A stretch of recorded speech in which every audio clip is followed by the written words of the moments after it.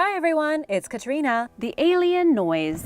Between the days of October 14th and November 6th, 2014, 326 mysterious noises were recorded in the deepest trench on Earth. These mysterious alien-like sounds were each about 5 minutes apart and were recorded over long periods of time.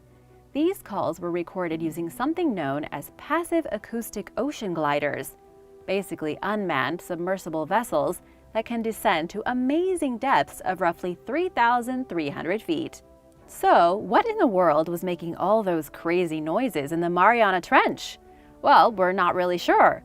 Each noise lasted roughly 3.5 seconds and consisted of frequencies as low as 38 Hz, but with bursts of up to 8,000 Hz. This is an incredibly wide frequency range, one that makes the alien noise a serious mystery. There's been a lot of speculation over what the source of the noise is. Some say it belongs to a monster lurking in the Mariana Trench, some kind of great beast that's so elusive nobody has ever seen it before. However, that is not what mainstream scientists are saying.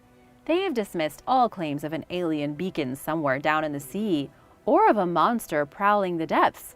Instead, they say the source of the noise is a very real monster, but one we are all quite familiar with.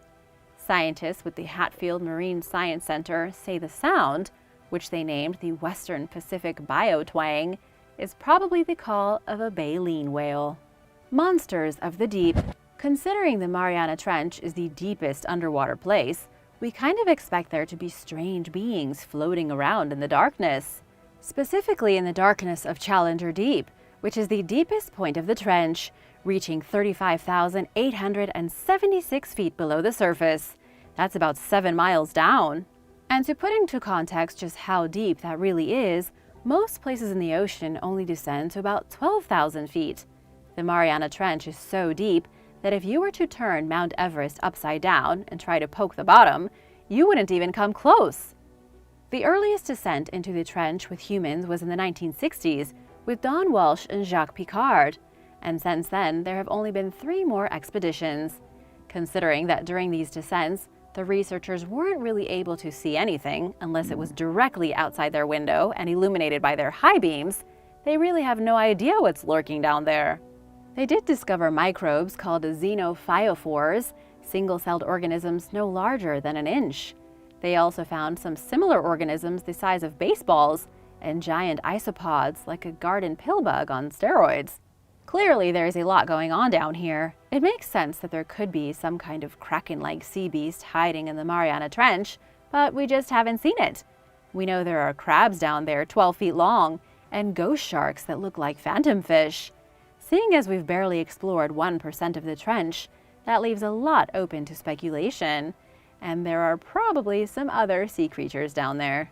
There could be more underwater sea monsters down there, 6 miles deeper. According to a new study, one which was published in the Proceedings of the National Academy of Sciences, scientists have discovered life beneath the Mariana Trench. Actually, they've identified life 6 miles underneath the floor of the ocean, deeper than the deepest place on the planet. According to these scientists, they found a hidden ecosystem buried deep inside the Earth, one that nobody's ever actually seen with their own eyes. The scientists involved in the study retrieved 46 samples of rock from a mud volcano near the Mariana Trench. The rock samples had probably originated 12 miles underneath the volcano, way down in the belly of the Earth, before they were churned up and spat out by the volcano. And although, according to researcher Oliver Plumper, the team didn't actually find living microbes, they did discover traces of organic material. Specifically, they found traces of amino acids, hydrocarbons, and lipids. These 3 organic molecules are highly suggestive of life. However, the source of that life is totally unknown. It could be a major discovery, or it could be absolutely nothing. All we know is that 6 miles beneath the deepest accessible place, there are building blocks for life. There could actually be an entire ecosystem buried inside the planet, one which has been there for billions of years. I want to give a big shout out to Aim Sardui and Katarega Dennis. Thanks so much for watching and supporting this channel. If you are new here, be sure to subscribe and join the family. We'd love to have you. The deepest fish.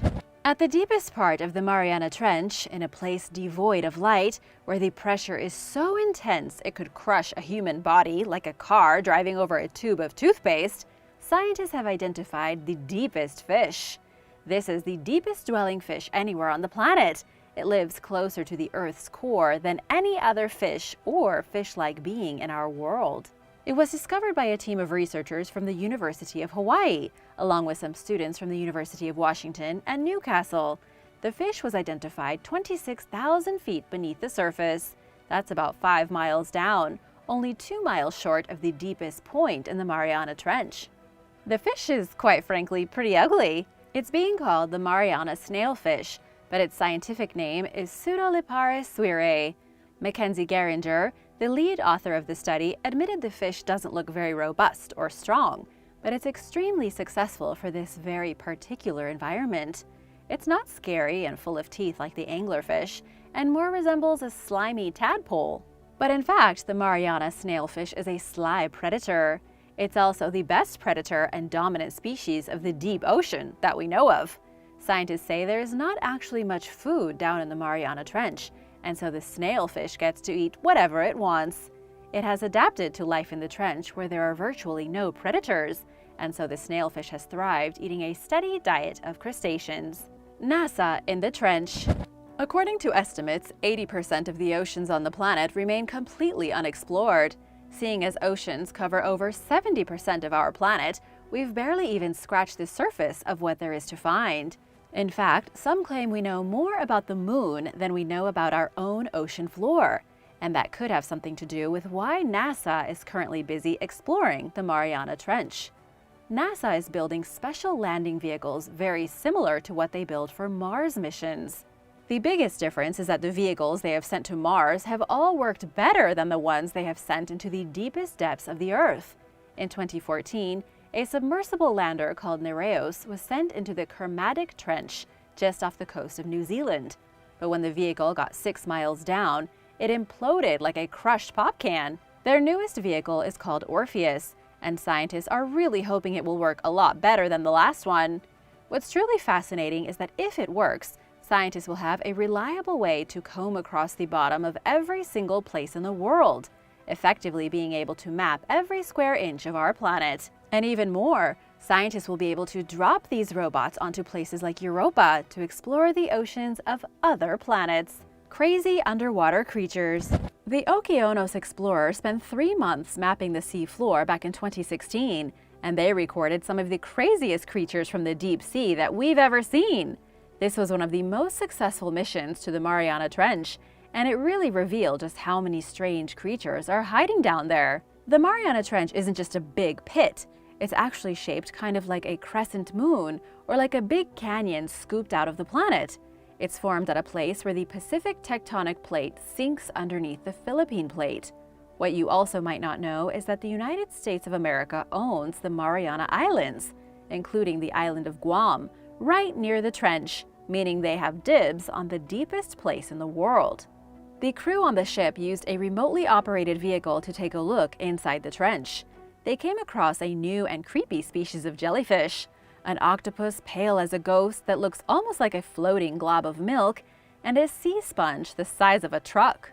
They even found the first living ghost fish, a creature from the Aphionidae family. The fish is only about 4 inches long, with eyes pushed way in the back of its head because it's evolved to not even need eyes. They also found a giant sea anemone with tentacles over 6 feet long, weird purple worms that look like acorns, and tons of new comb jellies. The menace in the trench. There are a lot of small creatures roaming around in the Mariana Trench, but what about the big ones? What about a shark so big that it could swallow a great white in a single bite?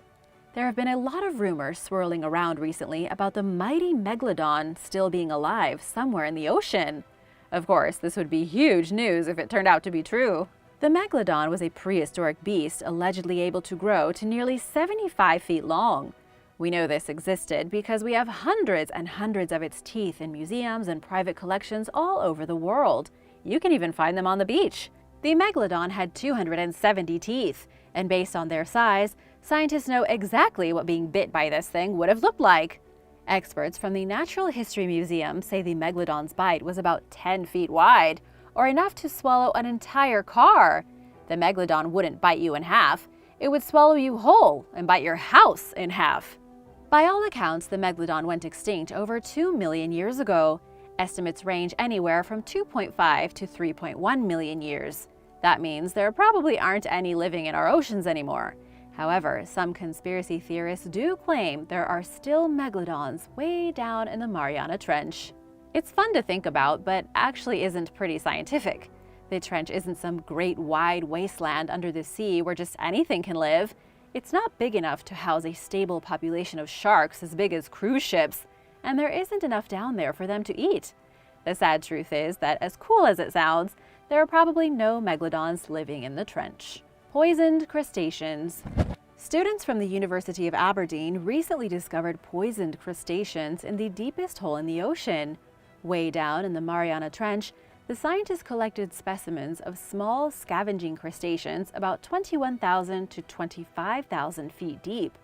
What they discovered is that regardless of depth and regardless of species, all the crustaceans were positively loaded with organic pollutants, also known as POPs, or POPs.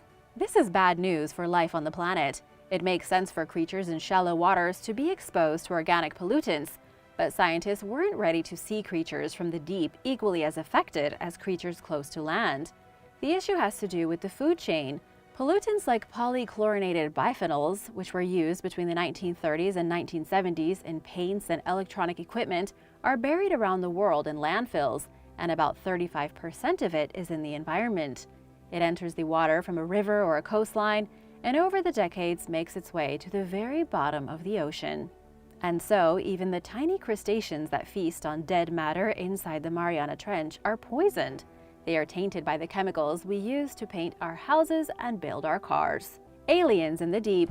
There are some pretty bizarre theories out there which claim aliens are living inside the Mariana Trench. Keep in mind, we have pretty much no real proof of this. It's just a theory. Those who believe aliens live underwater say it would be the best hiding place for them. And to be honest, that does kind of make sense. It's been said that less than 5% of the ocean has been fully explored, and so the aliens would have a pretty private place to bunker down, away from prying human eyes. There are also some weird mysteries we haven't solved, like the Baltic Sea anomaly. This thing is a giant underwater disk that looks so much like a crashed UFO, it's hard to say it's not. It was discovered by a Swedish diving team back in 2011. There is even a huge chunk scraped out of the seabed that looks like the skid mark from when the ship crashed. But of course, scientists have dismissed it as nothing but an underwater geological formation. In the end, we have not been able to map the entirety of the ocean, and definitely not the Mariana Trench. Between the weird alien sounds, the strange life forms, and the utter blackness, it would be a perfect parking garage for spaceships. World War II wreckage. Scientists with the National Oceanic and Atmospheric Administration, or NOAA, have discovered the wreckage of a B-29 flying superfortress from World War II. They discovered this piece of wreckage during a mission to explore the Mariana Trench. The American bomber was found at a very shallow depth of only about 1,000 feet, just off the coast of the northern Mariana Islands. It was from these islands that the United States Air Force had some of the most important bases during World War II.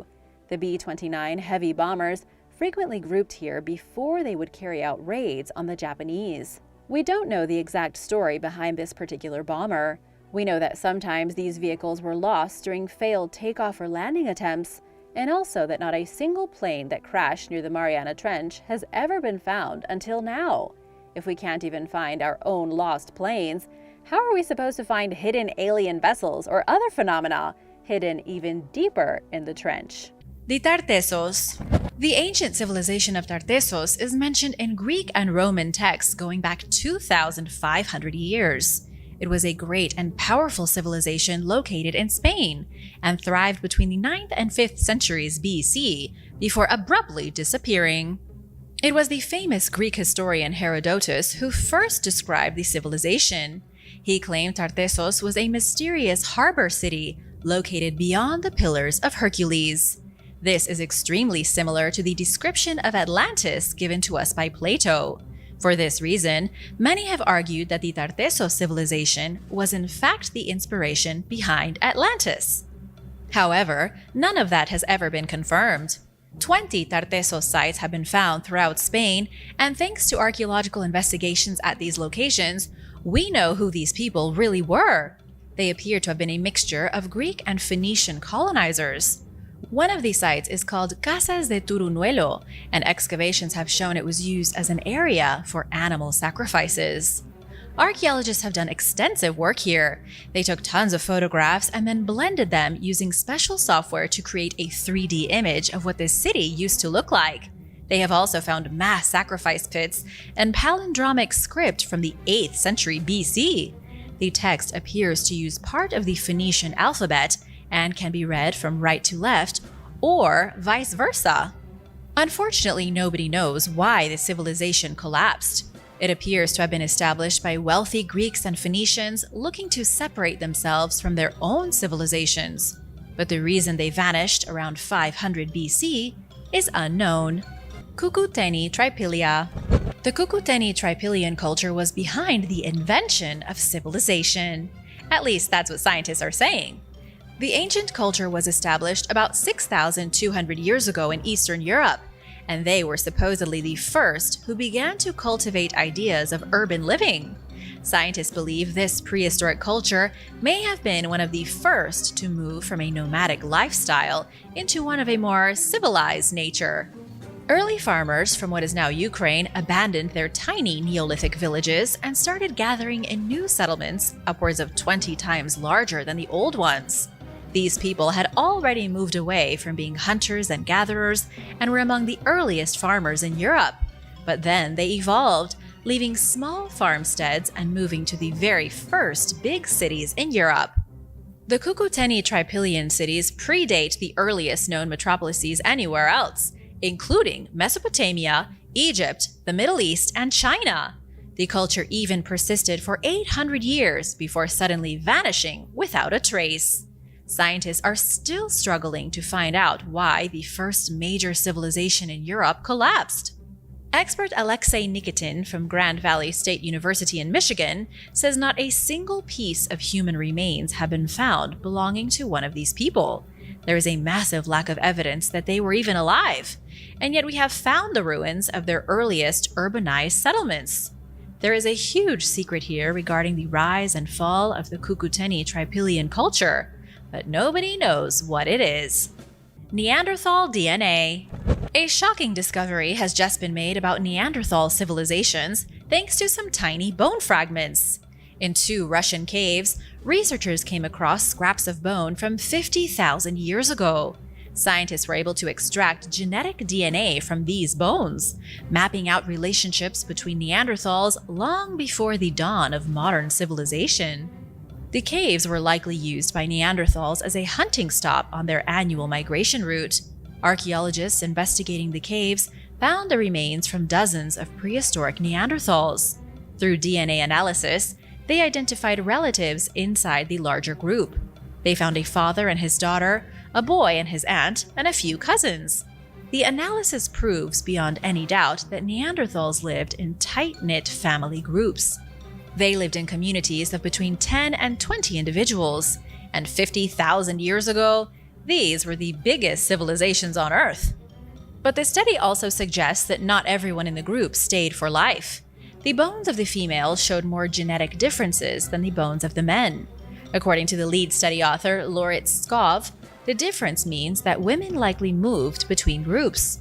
Females likely left their family when they found a mate, then lived with the relatives of their chosen partner. It's shocking to see a tradition still prevalent in many parts of the world being practiced so long ago by our ancient ancestors. This is the Neanderthal equivalent of taking the man's name in marriage and moving in with his parents. Cahokia.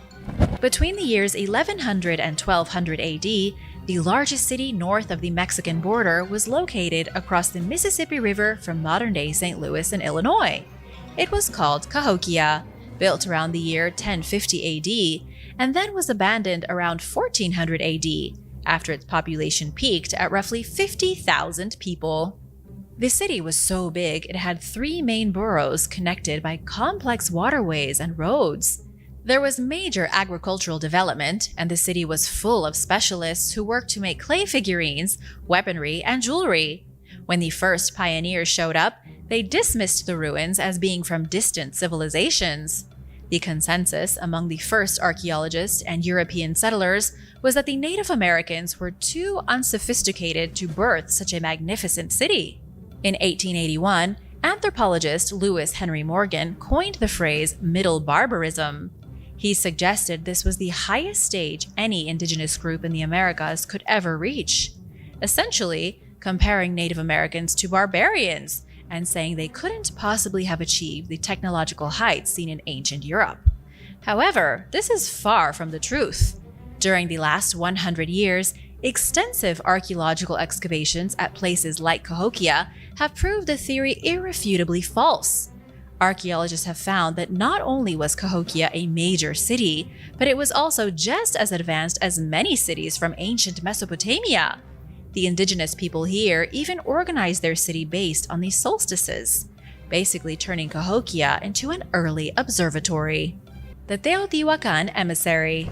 A new discovery in Guatemala has revealed a shocking piece of ancient history. In January, in 378 AD, a man arrived in the Maya city of Tikal in northern Guatemala. His name was Shiyaj Ka'ak, and he came from a distant land. Archaeologists believe he likely came from Teotihuacan in Mexico, hundreds of miles to the north near modern-day Mexico City.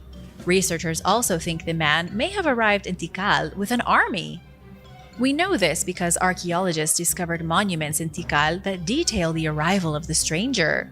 These mysterious monuments don't say why the stranger came, only that he was received by King Chak Tok Ich Ak. We also know that on that same day the stranger arrived, the king died. Archaeologists have been studying these monuments almost religiously. They've been able to put together a timeline of known historical events almost 2,000 years ago in Maya society.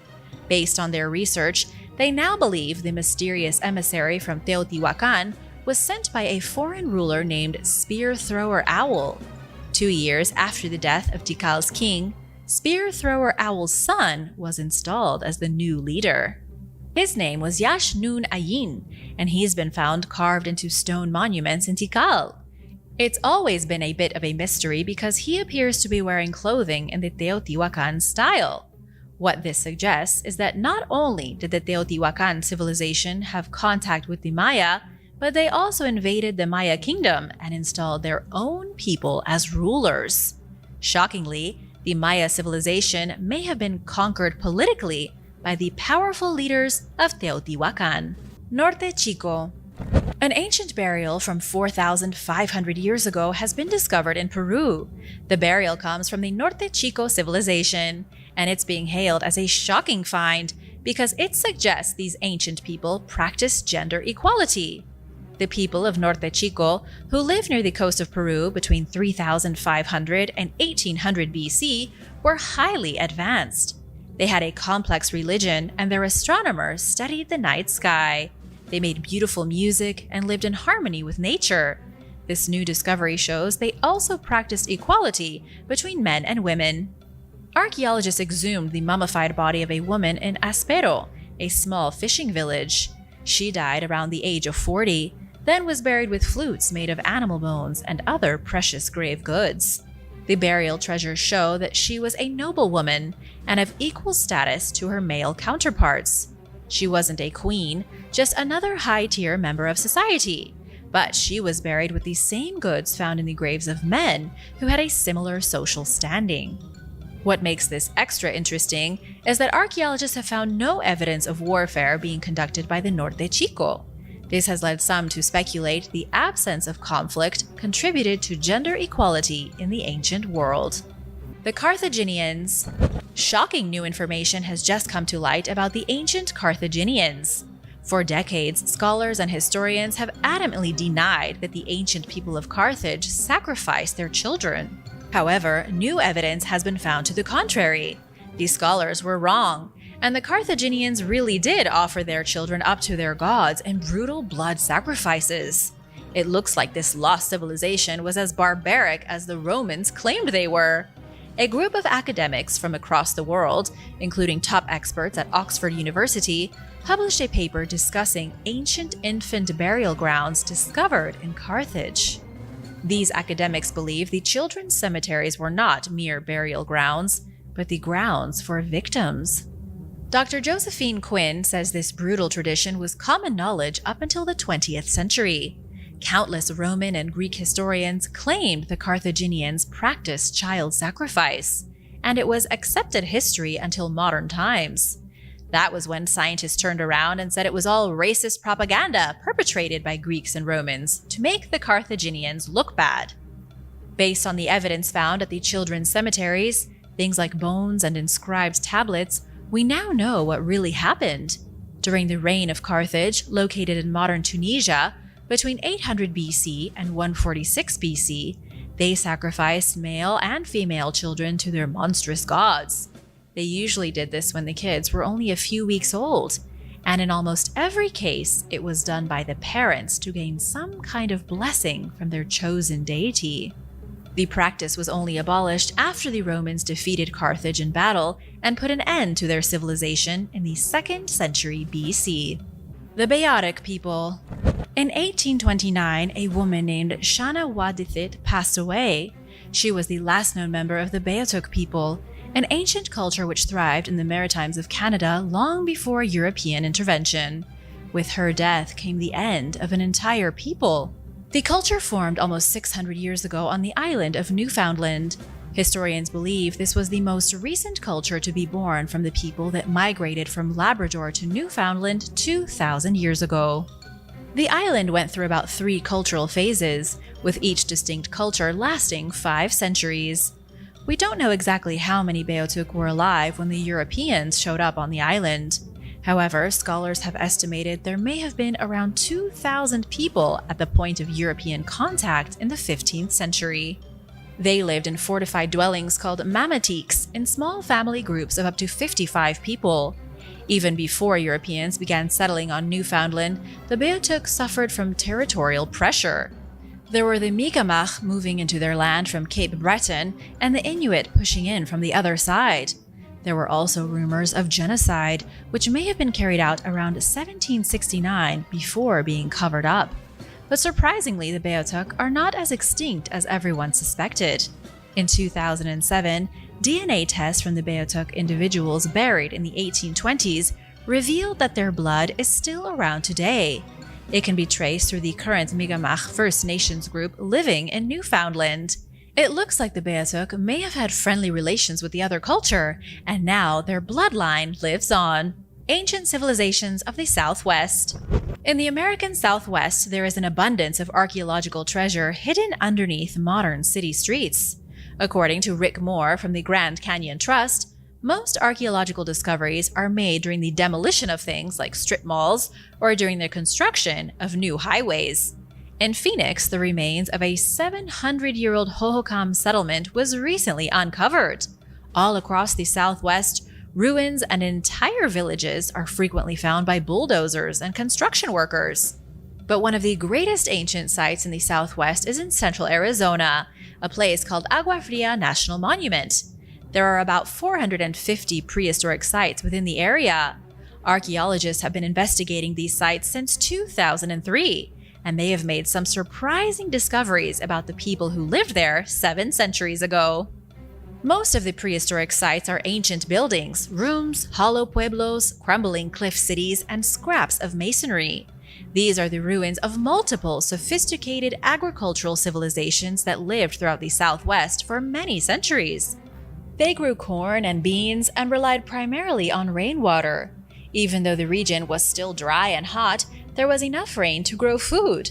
The biggest mystery is that archaeologists have never been able to pinpoint why all the people suddenly packed up and left. The Anasazi people in the area vanished around the year 1350, and the Fremont people disappeared around the same time. Then, by the 1400s, the Hohokam were gone as well. What researchers have learned by combing through these ruins is that it almost certainly had to do with a drought. Something happened, likely a dry spell that lasted many decades, that decimated the food supply and forced all these civilizations in America to collapse. The Casarabe. Lasers in the Amazon have revealed evidence of a mysterious and lost civilization. Scientists used airborne light detection and ranging technology to scan the region of Llanos de Mojos in the Amazon basin.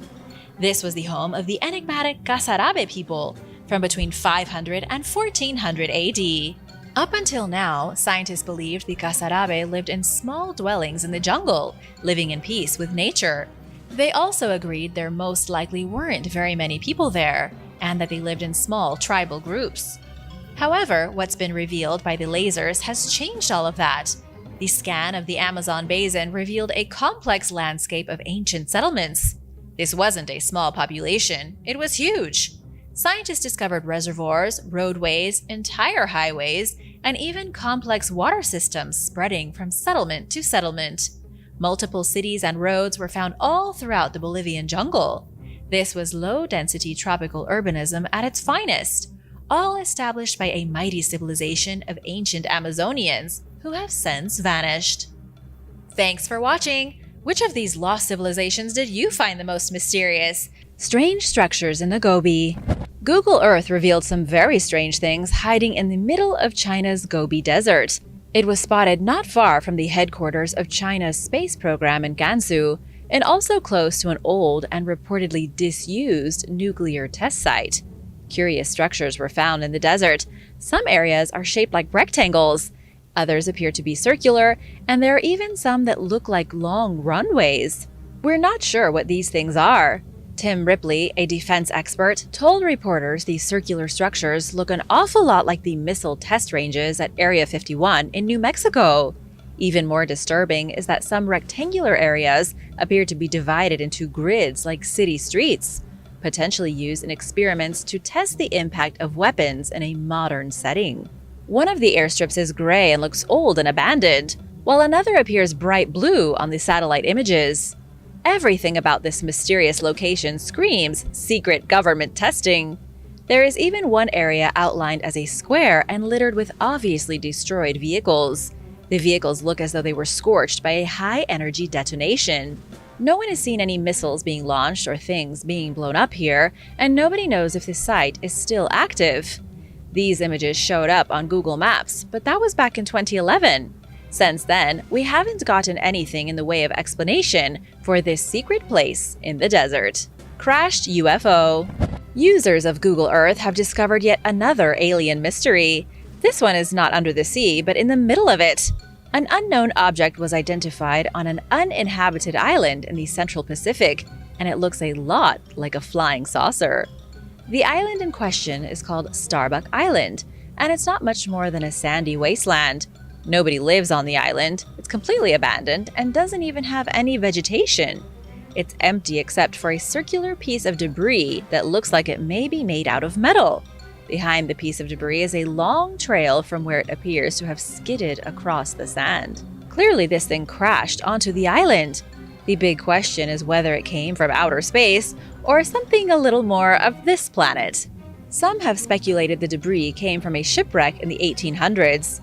It's historically accurate that many ships wrecked on the island in the 19th century. The piece of debris may have been flung onto the shore. The long trail behind it could be from decades of the object being dragged across the sand by the shifting tides. Unfortunately, no one has been able to confirm the object as being extraterrestrial, maybe from a satellite or potentially from a shipwreck. It's simply too isolated and too far away for anyone to reach. Mysterious hairy beast. A mysterious hairy beast was spotted lurking in the Canadian woodland thanks to Google Earth. An extremely curious citizen was using the Google Maps Street View to search along the Trans-Canada Highway. This is the main highway that runs all the way from the east coast of Canada to the west coast. It's an extraordinarily long road that takes over 70 hours to navigate. It's flanked by some of the most pristine wilderness in the world. If Bigfoot lived anywhere, it would be in the remote wilderness of Canada. It was along an isolated stretch of road in British Columbia that the hairy beast was found.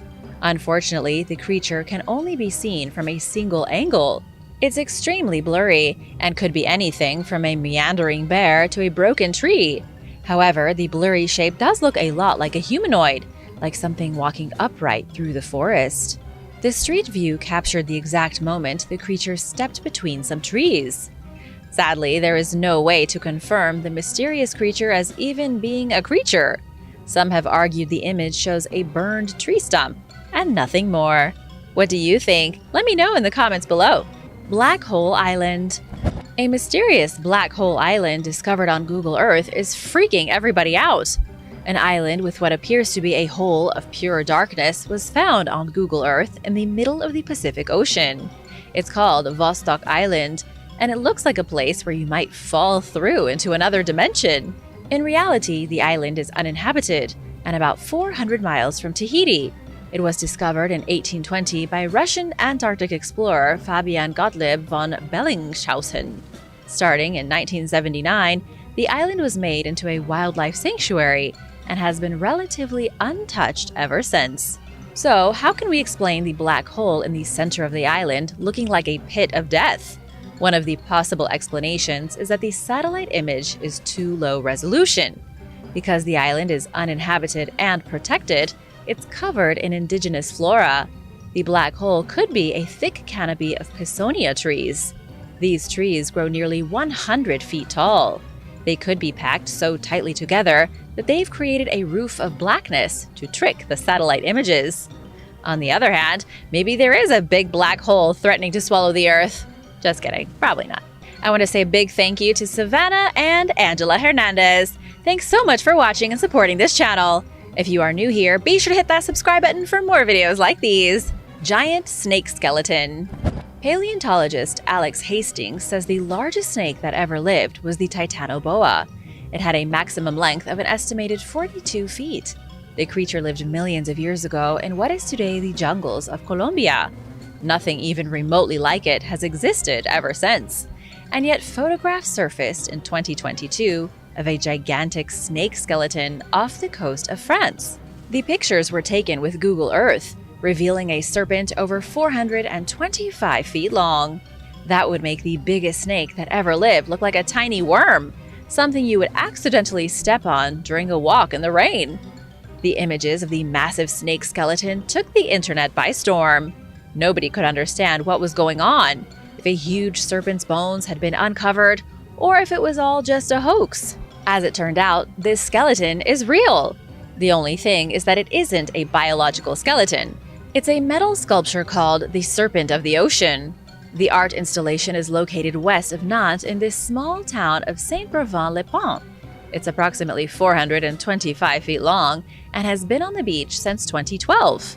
The snake was created by Chinese artist Huang Yongping. Although it does look like a paleontologist's dream, and the snake can indeed be seen from satellites, it's not really the fossilized skeleton of a prehistoric serpent. Creepy abandoned mansion.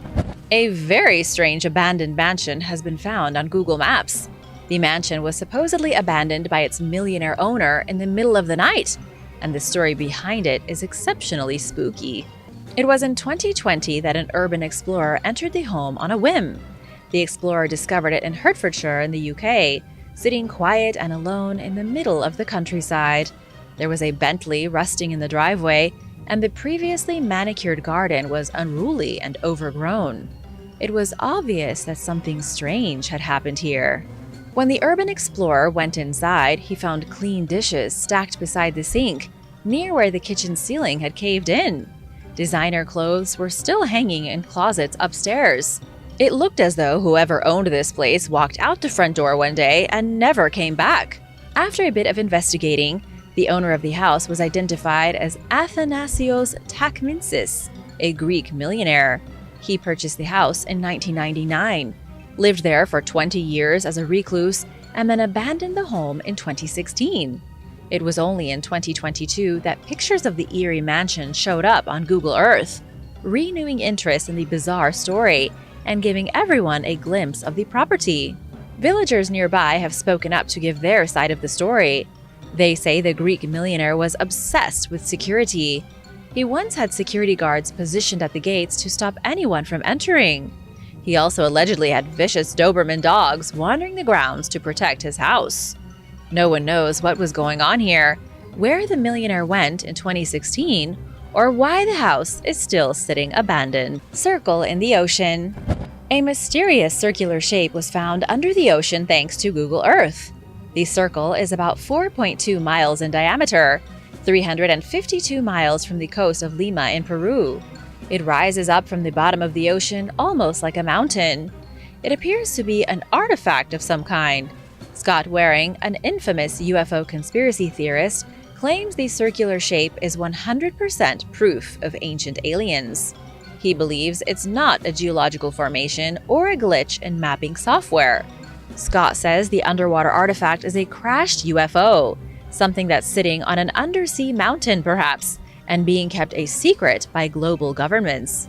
Keep in mind that Scott Waring is the same person who claimed to discover a monkey on Mars while looking through NASA photographs. He also claimed to discover a Martian body killed in battle a million years ago. But there is one thing that makes Scott's claim of a sunken alien ship surprisingly believable. The mysterious circle is located just off the coast near the Nazca lines, strange geoglyphs carved 2,000 years ago. Many people believe the geoglyphs were carved by the ancient Nazca people as a way to communicate with visitors from the stars. These alien interlopers may have hovered over the Nazca in their spaceships, and so the primitive people drew designs in the dirt to show who they were as a species. It could be that one of these visiting ships had a malfunction, crashed into the ocean, and has only now been discovered on Google Earth. North Korean prison camps. In 2013, human rights activists used Google Earth to identify a terrifying network of prison camps in North Korea. The rights group claimed the prison camps were occupied by as many as 200,000 people considered hostile to the North Korean regime. The activists were part of a group called North Korean Economy Watch.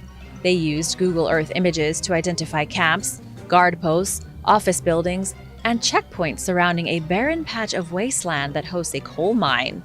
One of the reasons this was such a big deal was that North Korea had denied the existence of such facilities. Yet thanks to high-resolution satellite pictures, there was no way to deny it. According to the activists, many of the inmates at these prison camps were forced to survive eating nothing but rats that they can catch with their bare hands. 40% die from malnutrition, while many others succumb to disease and torture. The underwater wall. An unbelievable underwater wall that stretches across the entire planet has allegedly been found on Google Earth. The wall stretches for tens of thousands of miles across the bottom of the ocean and was supposedly first found off the coast of Mexico. The wall looks like a large lump of earth rising off the seabed and stretching way off into the distance. It almost looks like a seam, like a bumpy stitch used to close the earth itself. It goes on and on across the ocean as if to circle the entire globe. The conspiracy theorists who are perpetuating the discovery believe the formation's linearity indicates it can't possibly be natural. They say it was built at a time when the Earth was much different, and many parts of the ocean were dry land.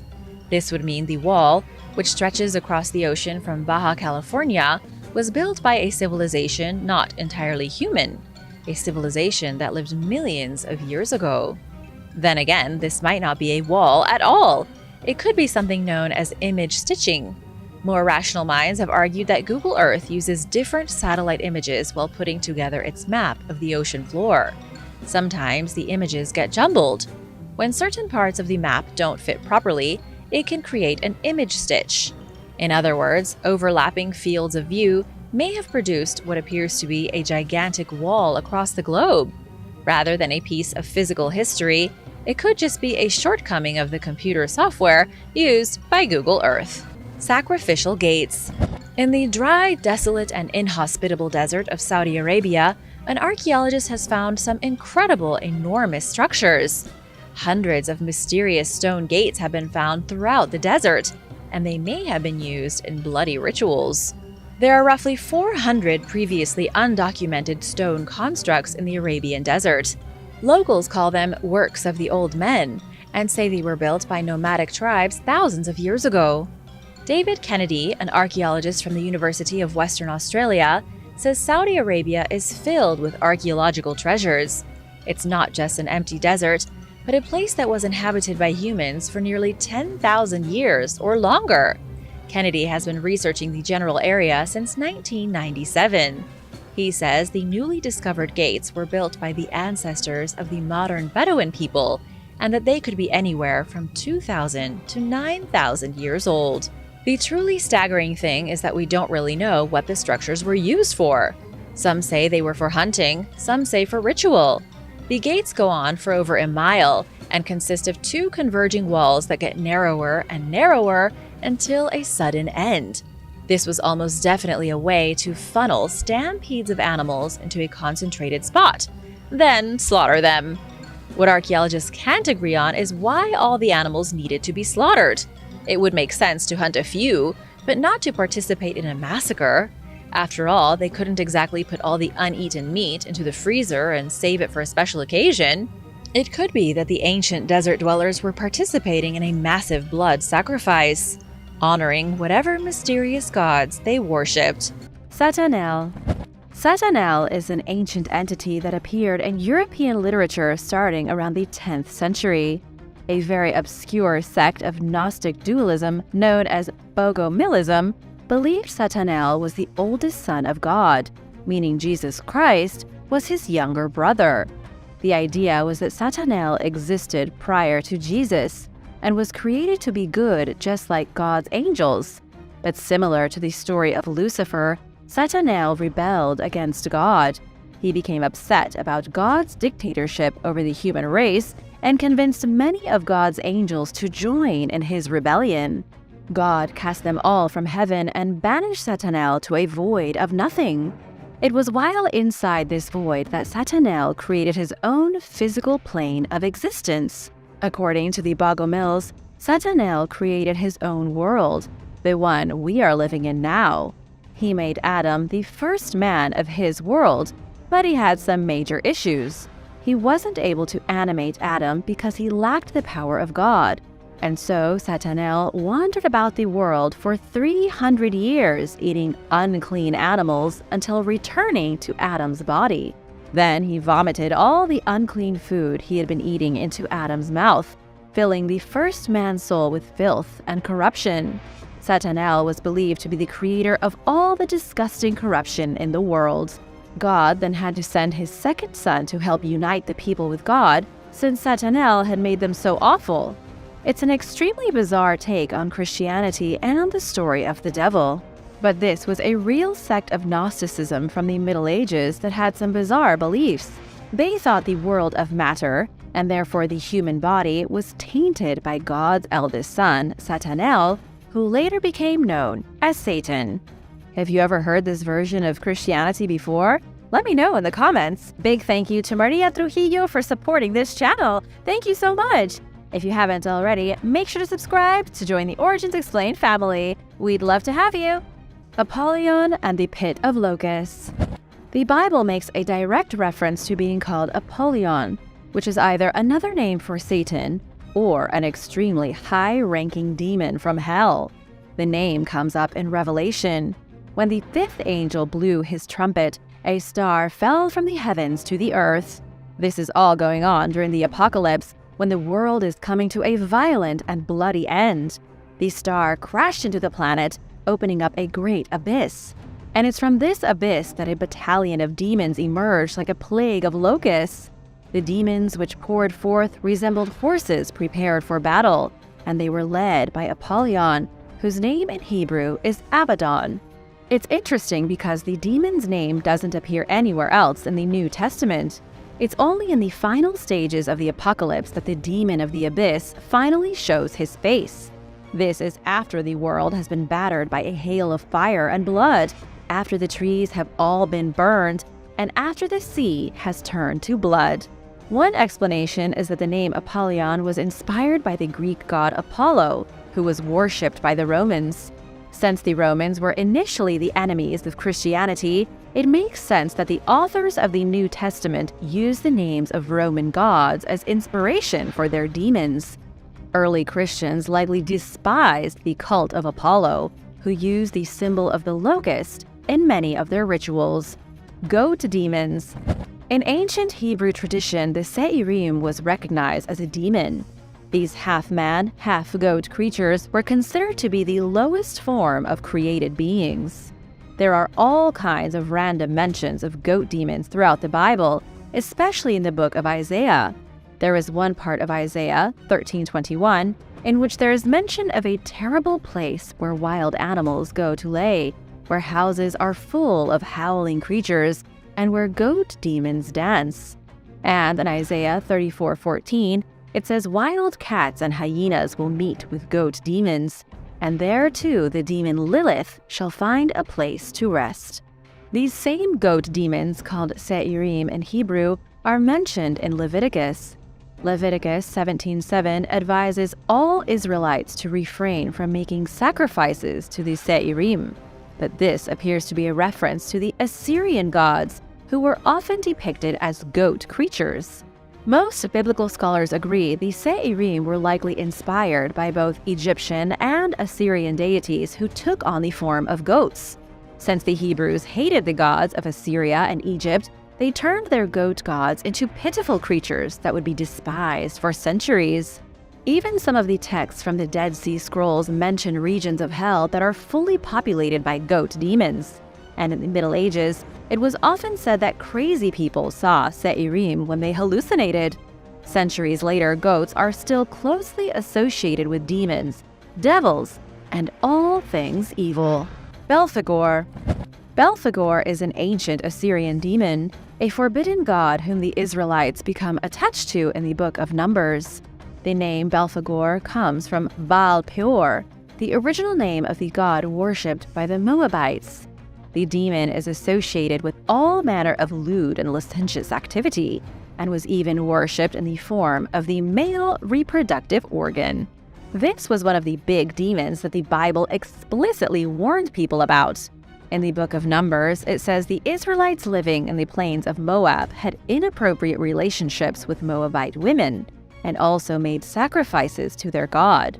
Moses then punished the Israelites who had interacted with the Baal Peor by having them killed. The Bible says the slaughter resulted in 24,000 deaths. The Bible is very specific that those who follow or make sacrifices in the name of Baal Peor have forsaken God and will be destroyed. This is a great example of the Bible taking an ordinary god worshipped by an ancient civilization and then turning it into a demon. The Bible never explicitly says Baal is a demon, only a false idol. It's not until later that the name changes to Belphegor, and he becomes associated with the deadly sin of gluttony. Yaldabaoth. Yaldabaoth is the official Satan of early Christian Gnosticism. In the 1st century AD, there were a lot of religious ideas swirling throughout the Mediterranean and Near East. People were still deep into the Mithraic mystery cult in Rome. There were small Jewish and Christian sects in Israel, lots of paganism, and a lot of outlandish ideas. Gnostic Christianity rose as an alternative way to explain the world and the idea of Jesus Christ. For the Gnostics, Yaldabaoth was the evil deity that created the material world we live in. He was represented as a serpent with a lion's head.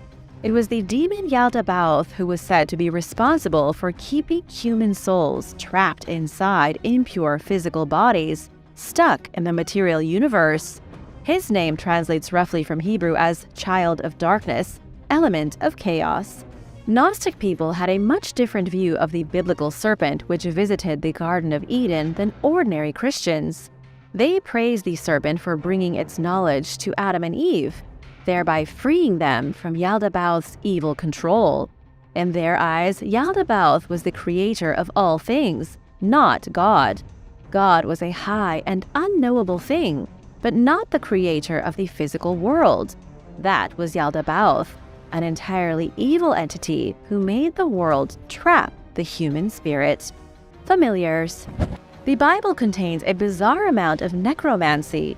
There are multiple accounts of somebody contacting the spirit of a dead person.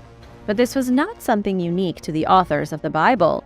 Ever since the days of ancient Sumer, 5,000 years ago, and long before the Israelites ever existed, people believed it was possible to speak with the dead. As time wore on, necromancy became more and more popular. People believed that the spirit could dwell inside of someone called a medium, normally a woman. This medium had fellowships with spirits and was able to receive information from them. The spirits were often called familiars and could be summoned by the medium at a consultation. The most famous consultation in the Bible was between King Saul and the witch of Endor. Saul asked the witch if she could summon the spirit of the prophet Samuel, but this was a sin. The day after King Saul disobeyed God by speaking with the dead, he died in battle along with his son. God also made sure that nobody from Saul's bloodline would ever sit on the throne again. Nobody was supposed to be having conversations with the dead. In Deuteronomy, God specifically tells the Israelites not to participate in the practice of speaking with the dead, something that was done heavily by the Canaanites. Necromancy quickly shifted from the practice of speaking with dead relatives to summoning demons and evil spirits. Familiars ceased to be souls of loved ones and soon became demonic entities, ones that could slip into the world through the mediums who summoned them. Ataziah. Not all of the worst demons come from the Bible. Some of the most monstrous demonic creatures come from other legends and mythologies. For example, take the giant cannibalistic demon known as Ataziah. This is a demon straight from the folklore of the Zuni people, who once dominated a large part of the southwestern United States. According to the Zuni, Ataziah is a spiritual demon that also takes on a physical form. He becomes a giant, many times bigger than an average person. He is so big that he can barely fit himself into the same caves where early humans lived and sheltered. He was said to have long gray hair, thick skin, and knuckles covered in horns. His chest hair is so prickly it's like he has porcupine quills sprouting out of him. But by far, his worst attribute is that he is a cannibal and eats everyone from his fellow demons to human men and women.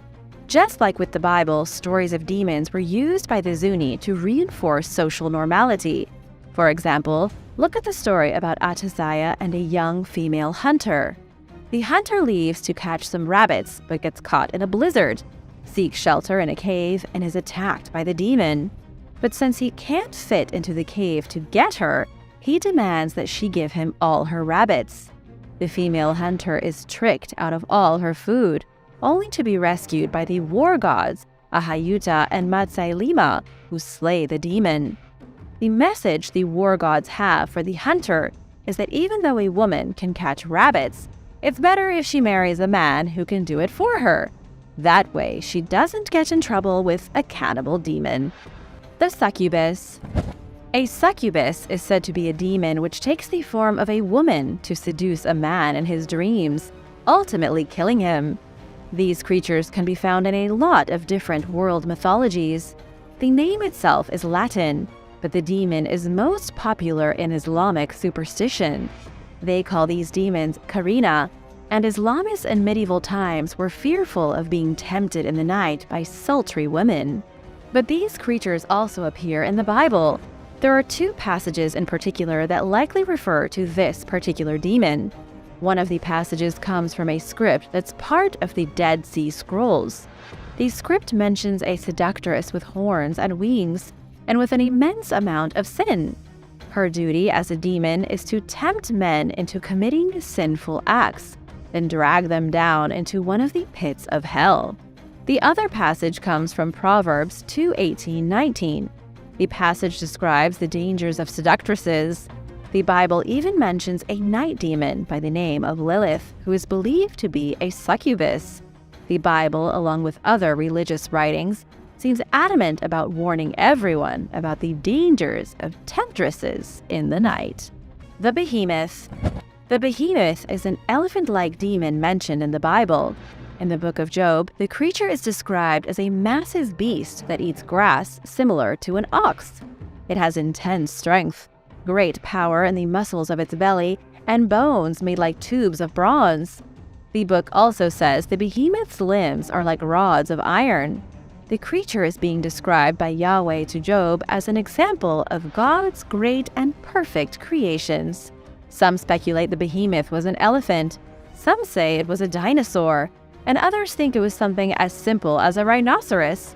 It wasn't even really a demon until later, when the creature began to crop up in extra-biblical writings.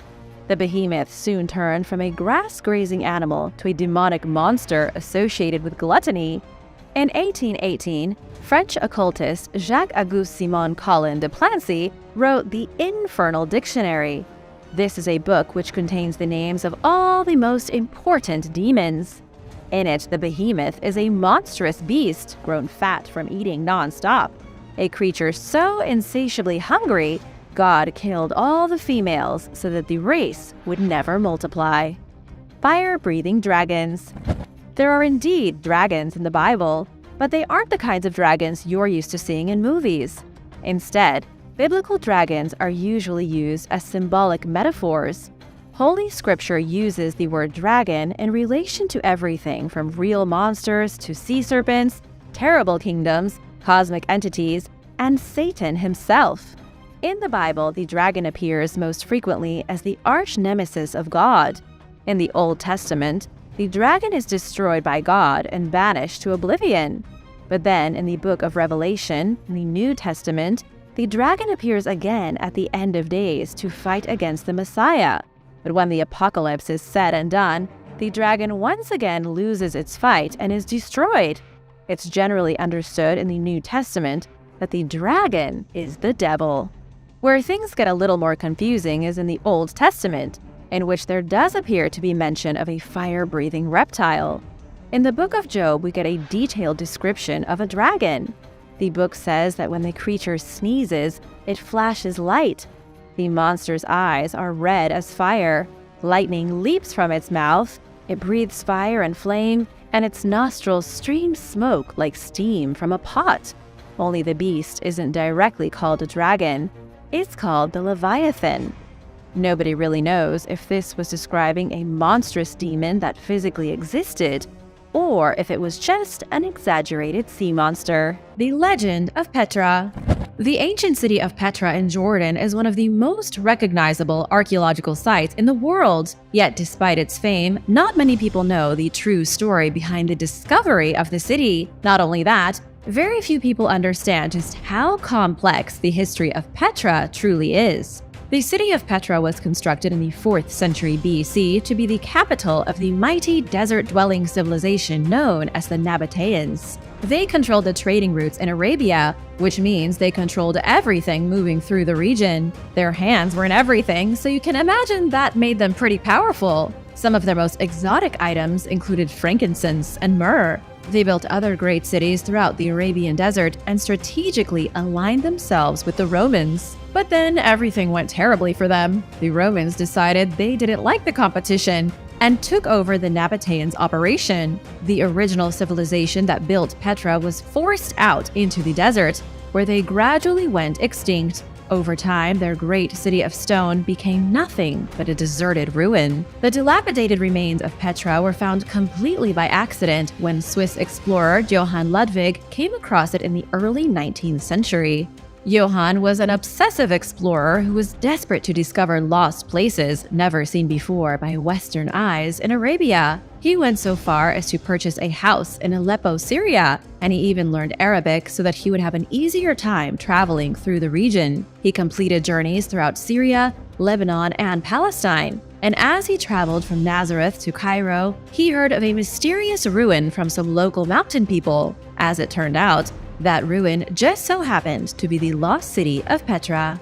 However, Johann couldn't stop to admire the ruins. He had to continue on to Cairo, and sadly, he died shortly after from dysentery at the young age of 32. The Amphitheater of Serdica. Ever since 1919, locals in the ancient city of Serdica suspected there was a Roman amphitheater buried somewhere underneath the town. This was because a stone plate was found depicting a brutal fight between gladiators and wild animals. It was discovered near what's now the Council of Ministers in Bulgaria. The plate showcased gladiators fighting crocodiles, bulls, big cats, and even bears. Archaeologists believed the plate was likely above the entrance to an amphitheater that once hosted gladiator battles. However, nobody ever found the physical remains of the amphitheater itself. That all changed though in 2004 when the accidental discovery was made. Nearly 100 years after the original plate was found, construction workers came across the ruins of the amphitheater of Serdica. They were building a hotel in the modern city of Sofia, Bulgaria, when they uncovered parts of the arena. It was workers with the National Electric Company who were behind the biggest part of the find, revealing the eastern entrance and a huge part of the amphitheater underneath the hotel as it was being built. Amazingly, the amphitheater was able to be incorporated into the ground floor of the hotel. This structure is an excellent example of Roman arenas built at the farthest reaches of the empire. It was constructed around the 4th century AD and was built on the bones of an earlier theater that was created 200 years earlier. It remained in use until about the 5th century AD when it was completely abandoned. Researchers say it was likely the biggest arena in the eastern part of the Roman Empire, and possibly one of the only ones to host fights between gladiators and wild animals. I want to give a big thank you to Stacy Waghorn and Firewolves for supporting this channel. Be sure to subscribe if you haven't already for more videos about amazing discoveries. Ancient bones in Miami. There was a recent project in Miami to build 3 massive towers. One of them was a luxury skyscraper that stood 75 stories tall. Unfortunately for the related group, the ones behind the construction of the tower, the proposed site for the structure has a much earlier history. During the beginning phases of construction, evidence was discovered of an early indigenous civilization from 7,000 years ago. The group had to briefly delay their development plans while archaeologists were called in to assess the situation. Archaeologist William Pastel from the University of Miami says this was a time in history when the first cities in Mesopotamia were emerging. The discoveries made in Miami are legitimately old, with human remains that were found 6 feet underground. The historic preservation planner, Adrian Espinosa Valdor, says the remains may have been buried there intentionally as part of a ceremony. Archaeologists believe the remains could belong to someone from the ancient Tequesta civilization. These were the people who lived at the mouth of the Miami River thousands of years ago. They dominated the Everglades and the rest of the area before suddenly disappearing. Unfortunately, the little evidence of their activity that's left is buried underneath modern Miami. And if this luxury tower goes up, even more of their history will be lost. The city of the monkey god. According to ancient legend, the White City was a great metropolis deep within the Honduran jungle. It was dedicated to a monkey deity that was worshipped by the ancient people who thrived here. Scientists first stumbled upon the remains in 2015, almost a century after the city was first identified. American explorer Theodore Mord supposedly came across thousands of items in the jungle during an expedition to La Mosquita, a region in Honduras. Theodore heard tales from locals that somewhere in the jungle was a giant statue of a monkey god. He never did find the statue, but Theodore walked out of the jungle with a small collection of treasure. Ever since, other explorers have been attempting to rediscover the city. One of those people is David Elkins, a man who also happens to be a filmmaker. He started searching for it in the 1990s when his interest was sparked after he came across a rock carving deep in the isolated forest. He and a group of fellow adventurers were way up in the mountains after taking a canoe upriver. They were days away from civilization when they found a boulder with a petroglyph on it. However, this was in an area of forest so thick the explorers could barely see 10 feet in front of them. The petroglyph was obvious evidence of a civilization that once lived in the area, but they just couldn't find it. The accidental discovery of the petroglyph motivated David to keep looking, and finally, in 2015, he and the team revealed an area that they say could be the Lost City. They found broken pieces of clay and stone that may have once been homes. They haven't uncovered the great statue of the monkey god or any marvelous palaces yet, but they think the remains of the White City are here somewhere, buried under the jungle. Accidental tombs. Egyptian archaeologists recently discovered almost 300 rock-cut tombs completely by accident. It was a routine survey that turned out way better than anyone had anticipated. Researchers were at the Al-Hamidiyya necropolis near Sohag when they came across tombs that nobody had ever noticed before. Over 250 tombs, many of them dating back over 4,000 years. were found carved into the side of a mountain. The graves appear to have belonged to the common people. They range from between 2200 BC and 30 BC, but each tomb is incredibly small. Compared to royal tombs found elsewhere in Egypt, these could have been used for burying mice. The tombs are little more than cubby holes carved by hand into the rock, just big enough that someone's physical remains could be stuffed inside and then sealed behind a stone doorway. Archaeologists also found funerary objects within some of the tombs. They uncovered objects such as metal mirrors, human bones, of course, alabaster pots, and small votive miniatures. The rest of the necropolis was used for burying public leaders and city officials from Akhmim, an ancient administrative center in Egypt. Akhmim was home to the more obscure cult of Min, people who fervently worshipped the desert god of fertility. The Ridgeway Hill Viking Burial Pit. In September of 2008, archaeologists from Oxford University were called in to help with the construction of a new road project in England. The archaeologists had to excavate land along the route of a proposed relief road, a project that would cost nearly $100 million. It was supposed to improve access to the Weymouth area of Dorset before the 2012 Summer Olympics. The project had a ton of controversy from the start. This was a legally protected area of outstanding natural beauty, meaning it wasn't somewhere a road should have been placed. Archaeologists were called in to make sure there wasn't anything historical that the builders might destroy. They didn't have a problem destroying the region's natural beauty, but ancient skeletons was another story entirely. Much to everyone's surprise, it turned out to be an archaeological marvel. Researchers unexpectedly revealed a mass grave of 54 Viking skeletons. These were Viking men who were executed by Anglo-Saxons over 1,000 years ago. It's now called the Ridgeway Hill Viking Burial Pit, one of the most important sites in England. The dismembered skeletons are physical proof of a group of Vikings captured during a failed raid into Anglo-Saxon territory. Not all Vikings were successful when they showed up with their boats to pillage. This group was captured and many of them had their heads chopped off. Then afterward, their bodies were dumped in a pit. How would you feel if your town was raided by Vikings? Let me know in the comments. Unimaginable treasure. In the ancient Greek city of Thessaloniki, located on the coast of the Mediterranean Sea, city workers recently began construction on some metro facilities. However, as they were doing that, they accidentally uncovered a stash of unimaginable treasures. They found artifacts from multiple periods in the ancient city's history. They believe the underground metro lines up perfectly with the primary highway that ran through the region during Roman rule thousands of years ago. The primary road was called a decumanus, and it once cut through the bulk of Thessaloniki. Most of the ancient city is built on the bones of much older structures. Buildings from the 15th century were constructed over the remains of Hellenistic structures, which were built over Roman ruins. Archaeologists discovered evidence of an ancient hypocaust system, mosaics, a paved road, Byzantine shops, and over 300,000 artifacts. You heard that right, 300,000! And all because of some work on the underground metro. Many of the artifacts date back to the 4th century BC. They were unearthed through just 6 of the main stations in the city. When the other 6 stations also go through the same construction work, chances are another 300,000 artifacts will be discovered. Banwell Bone Caves.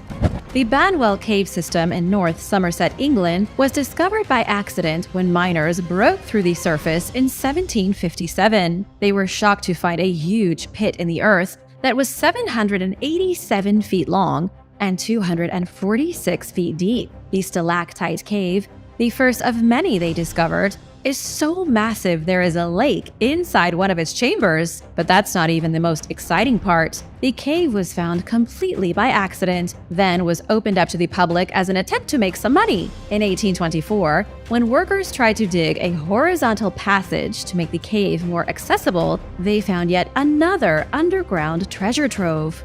The second cave they uncovered was called the Banwell Bone Cave, which was 328 feet long and 66 feet deep. Inside the dark and clammy depths of the cave is an unbelievable assortment of bones. When the workers accidentally exposed the cavern, they were shocked to find the skeletal remains of bear, ox, bison, and reindeer. Oddly enough, nobody had any idea where these remains came from. It was a huge mystery until archaeologists were able to date the mammal remains to the Pleistocene era, roughly 80,000 years ago. Researchers believe the cave was used as a pitfall trap by an ancient race of hominin.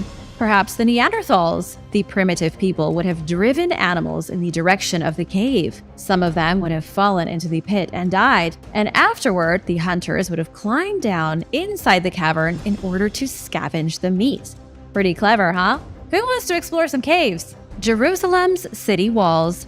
A man named Abir Nasi was beating on his concrete wall with a sledgehammer, trying to clear out an area so that he could install a safe. Abir was the proprietor of an art gallery in the old city of Jerusalem. As he smashed away at the wall, the modern concrete broke away and crumbled. However, he then struck something that wouldn't break. When he cleared away the rubble, Abir realized he was staring at a solid white stone that stood 2 feet tall and was about 3 feet wide. He broke through the wall of his art gallery and revealed a much older wall that once protected the city of Jerusalem 3,000 years ago. For years, the gallery owner had no idea that on the other side of his wall was the original city wall of Jerusalem, and it had been there since the days of the biblical King Solomon. The wall that originally surrounded the city of Jerusalem was destroyed during the siege led by the mighty king of Babylon, Nebuchadnezzar. This happened around 587 BC, an event so crucial it was even discussed in the Bible. The ruins found behind the art gallery were almost certainly the remains of the original wall, not the one that was rebuilt by the Ottoman Empire 2,000 years later in 1537. Ancient trash. Archaeologists have discovered a very rare collection of printed fabrics from the days when the Silk Road brought goods from Asia into Europe. However, the discovery wasn't made in the conventional sense. The extremely valuable fabrics were found in a trash heap in an Israeli garbage dump. The fabric dates back to the early Islamic period and was almost certainly imported from India or China along the Silk Road. The network stretched all the way from the deepest recesses of China, weaving its way across Kazakhstan, Uzbekistan, Kyrgyzstan, and every other nation on the way to Rome. These fabrics somehow wound up in Israel 1,300 years ago, where they eventually made their way into an ancient garbage dump. Thanks for watching! Remember to hit that subscribe button and come back soon!